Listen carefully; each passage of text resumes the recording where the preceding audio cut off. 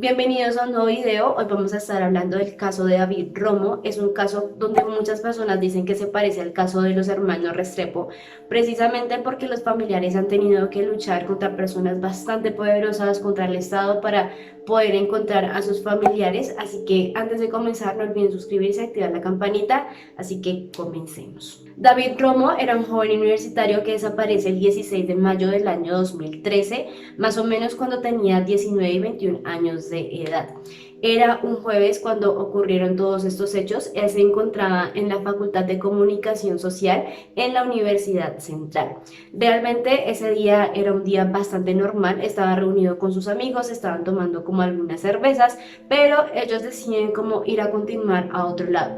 Pero es ahí donde David dice que ya no quiere seguir más, sino que se quiere ir a su casa. Más o menos eran como las 8:30 de la noche. Él caminó unas cuadras desde la universidad hasta la parada del bus y tomó un bus hacia su casa. Se cambió de bus en una terminal y luego tomó la unidad 4 de la cooperativa Transhemisférico, que finalmente lo iba a llevar cerca a su casa. David, cuando iba a regreso a su casa, se pudo comunicar con su mamá, y la mamá en todas las declaraciones ha dicho que fue una llamada bastante normal, que lo único extraño que le pareció es que David estaba hablando como en voz muy bajita. Así que ella le preguntó qué era lo que estaba pasando, y David simplemente le respondió que no podía hablar tan duro porque si lo hacía así lo iban a bajar del bus. Pero finalmente es ahí donde se pierde el rastro de David. Para el año 2013 en Ecuador todavía era requisito que transcurrieran 48 horas para que la fiscalía empezara a hacer como todas las investigaciones. Mientras tanto, la mamá pegó afiches por todo Ecuador, por todo lado, pero pues no tenía como ninguna respuesta. Sin embargo, 2 días de que desapareciera David, la fiscalía pues ya receptó la denuncia, así que empiezan a hacer como todas las investigaciones. Unas semanas después, la fiscalía ya empezó a presentar como los primeros informes, donde se determinó que el cobrador del bus donde había viajado David tenía el celular de David, que era un BlackBerry. Así que las autoridades detienen al controlador, al cobrador y al controlador del bus donde este estaba viajando. A pesar de que las tres personas estaban en el mismo lugar de los hechos y a la misma hora, todos dieron las declaraciones totalmente diferentes. Uno dijo que se había encontrado el celular barriendo el bus, otro dijo que había visto a David en un estado etílico y que él lo ayudó a bajar, pero que pues no sabía nada más.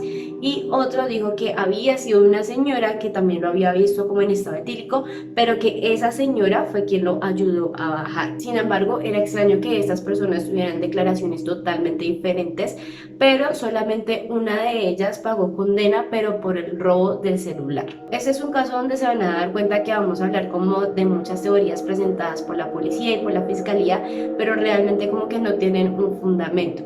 Entonces, una de ellas, la primera, es que supuestamente David no se había bajado en la parte del sector del mundo, que era donde quedaba cerca a su casa, sino que se había bajado hasta la última estación, que era el sector de Rumicucho, donde el controlador del bus volvió a reiterar que había visto a David en un estado etílico, y como supuesto sustento de esa teoría eran los demás pasajeros de ese transporte, y además también la versión de una vendedora de mollejas por las calles de Reino de Quito y Catequillas, cerca de las 23:30, que supuestamente había visto al joven. Vuelve y aparece la fiscalía diciendo que David estaba involucrado en algo ilícito. Realmente lo quería hacer ver como alguien malo y que por eso le había pasado esto.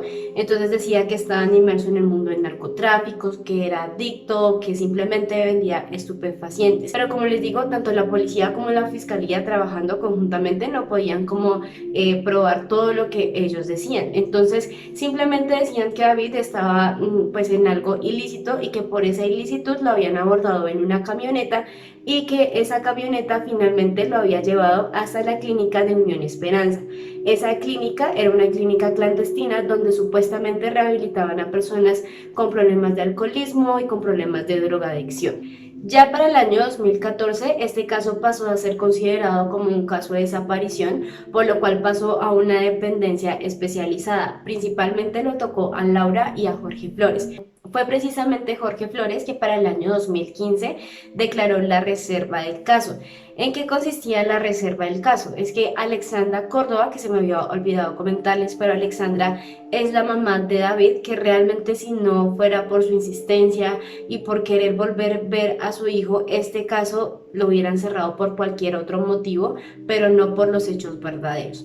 Entonces a Alexandra Córdoba no le dejaron ver ningún tipo de información durante más de 2 años y medio. Digamos que no fue como la primera vez que se aplicara la reserva de un caso, pero en este caso sí fue bastante particular porque se supone que aún estando en reserva sí le permiten información tanto a las víctimas como a las personas que están involucradas, pero realmente a Alexandra Córdoba no le dejaron ver ningún tipo de avance. Entonces Alexandra, al ver como toda esta frustración y que realmente la policía y la fiscalía no le estaban ayudando, ella pone una queja ante el consejo, la cual es aceptada y le dejan ver pero parte del expediente. Es aquí donde se dan cuenta que supuestamente la fiscalía después más o menos 6 meses de la desaparición de David había hecho un allanamiento a la clínica Unión y Esperanza, donde supuestamente habían encontrado a Romo, pero después la fiscalía en un comunicado salió pidiendo disculpas diciendo que pues no era cierto lo que había dicho. Pero para el año 2015 la fiscalía a través de su cuenta de Twitter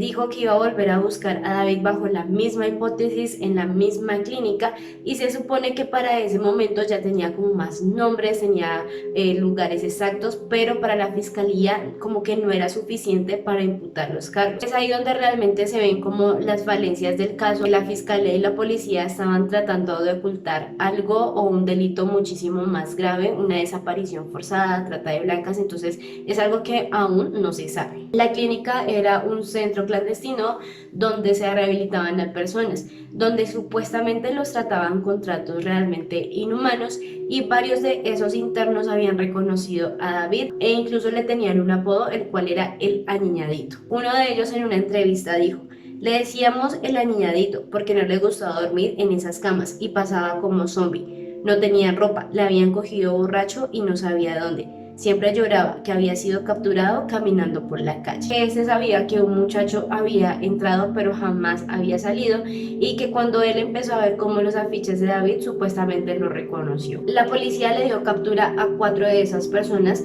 donde supuestamente después unos compañeros de celda de esos internos habían visto un celular y que tenía unas fotos de un cadáver, que se alcanzaba a ver como un tatuaje con unas letras chinas, y que también pues ellos le preguntaban qué habían hecho con el cuerpo y simplemente ellos decían que lo habían como cortado y lo habían depositado en un pozo y lo habían mezclado con heces de animal para desaparecer como cualquier tipo de rastro.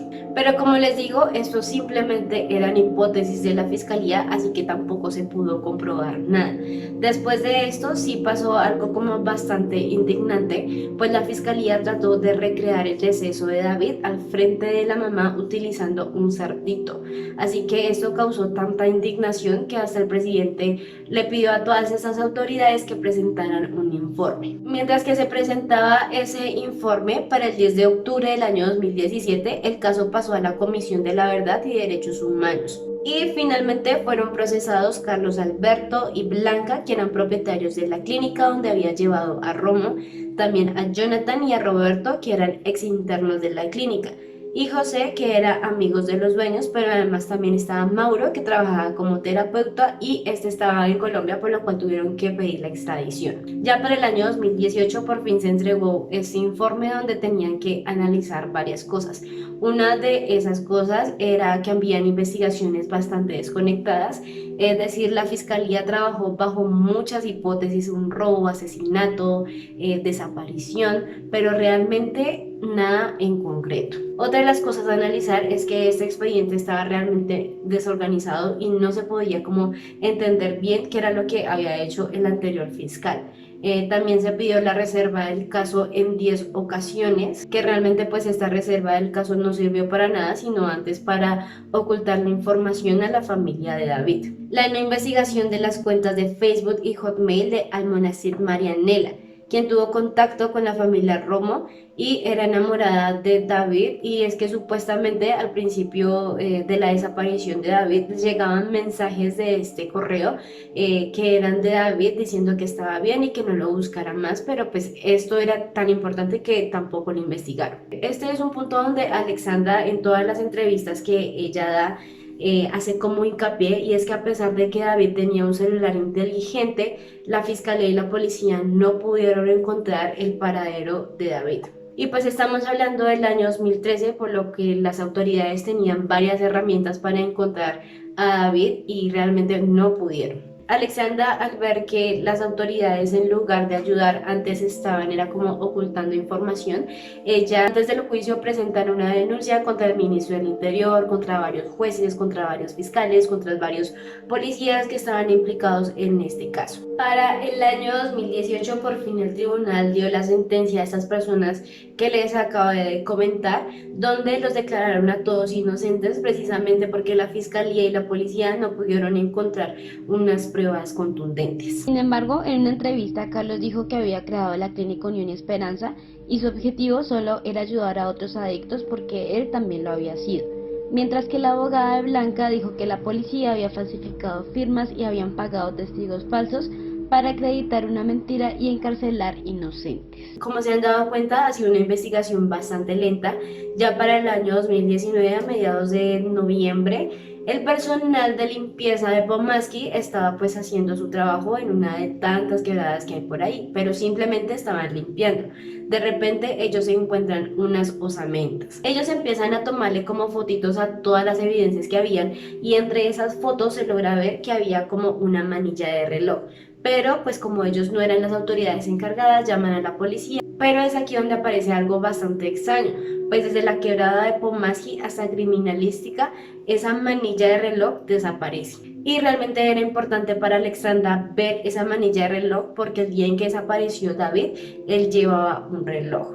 Además de que a simple vista pues decían que era el cuerpo de una persona joven y que había estado durante unos 6 o 7 años ahí. Entonces digamos que habían como ciertas coincidencias. Además que también era un sitio por donde tenía que pasar el bus y quedaba a unos 2 kilómetros donde vivía David. Para el año pasado quedaron de tomarse pruebas de ADN que finalmente salían en enero de este año y los resultados fueron negativos. Alexandra salió diciendo que ella estaba feliz porque realmente le daba como una esperanza de encontrar a su hijo con vida. Y hasta aquí han sido los avances en este caso. Realmente creo que sí se parece al caso de los hermanos Restrepo por todos los policías y por todo el personal del Estado que ha estado involucrado en este caso, y además por todas las fachadas que se han creado. Es un caso que realmente no sabemos a ciencia cierta qué es lo que está pasando o qué es lo que pasó, y finalmente lo que está pidiendo Alexandra Córdoba es que una comisión internacional averigüe el caso de su hijo, porque ella sabe que las autoridades ecuatorianas pues realmente no le van a ayudar. Y una buena noticia es que ya le aceptaron esta demanda. Llegamos al final de este caso, es un caso bastante difícil.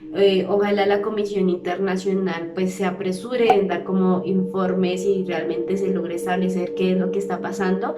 Así que para ese momento les estaré haciendo un nuevo video, y por el momento los dejo y nos vemos en un próximo video, y no olviden suscribirse y activar la campanita.